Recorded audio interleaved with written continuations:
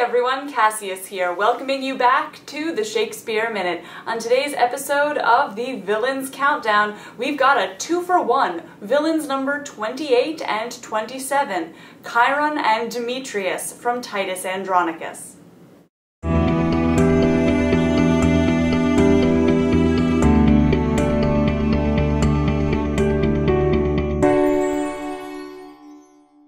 Those of you familiar with these villains might be asking yourselves how on earth they could be so low, but I am going to quickly dive into what exactly these guys do. Chiron and Demetrius kick off the plot of Titus Andronicus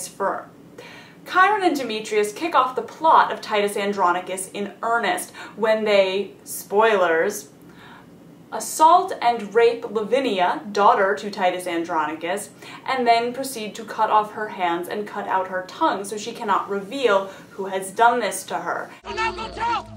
And if thy tongue can speak, who 'twas that cut thy tongue and ravished thee? Write down thy mind, bewray thy meaning so, and if thy thumbs will let thee play the scribe.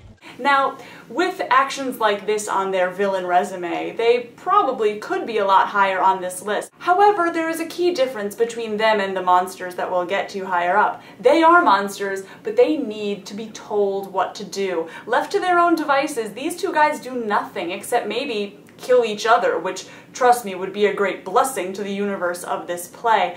But they have to be told, they have to be led. These guys have literally not enough brain power between them to come up with something like this. Now, they have the viciousness and the cruelness and the pettiness to carry it out, but they do not have the brains to conceive of it in the first place. Sir, with what little skill I have, full well thou shalt perceive how much I dare.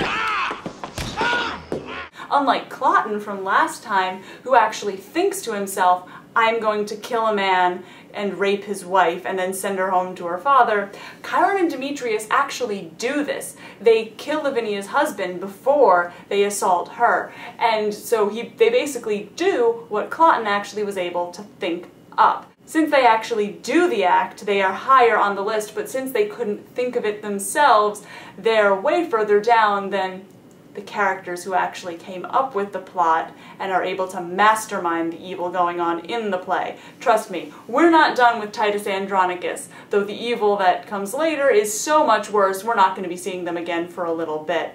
There's a lot of interesting ways to pick apart the evil of Chiron and Demetrius, and a lot of it comes down to cultural mores between Rome and the Goths, which is the group that they represent in this play. Chiron and Demetrius are both willing to take the same woman sexually, whereas the Romans are very, very jealous and proud of their wives and their marriages and would never want to share even with a brother, especially with a brother, as you see earlier in the play where Saturninus and Bassianus fight over Lavinia, and it's very clear that only one can actually wed her.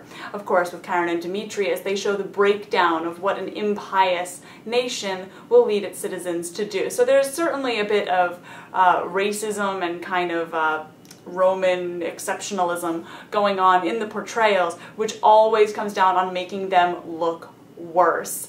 With that, I round out the discussion of these two villains, Chiron and Demetrius. Crimes are assault, murder, rape, and mutilation. Their motivation? Sheer lust. Since today was a bit of a 2-for-1 deal, I will see you again in 2 days for the next villain. Till then, I'm Cassius. Think of the world.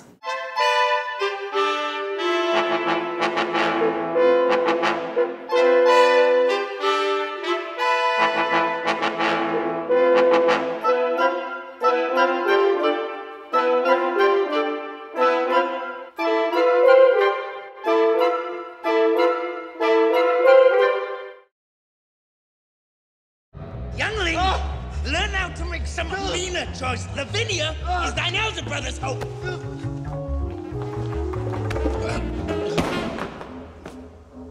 Why are you mad? Or know you not in Rome how furious and impatient they be, and cannot brook competitors in love?